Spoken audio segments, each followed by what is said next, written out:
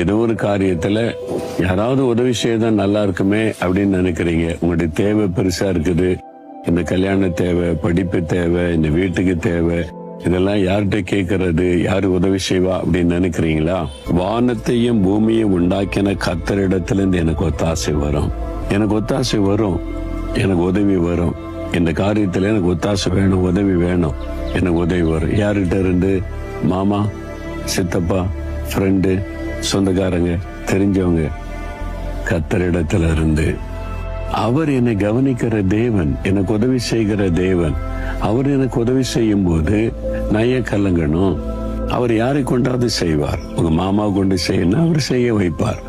உங்களுடைய ஃப்ரெண்டை கொண்டு செய்யணும்னா அவர் செய்ய வைப்பார். ஒரு அதிகாரி கொண்டு செய்யணும், செய்ய வைப்பார். மனிதர்களை அவர் பயன்படுத்துவார்.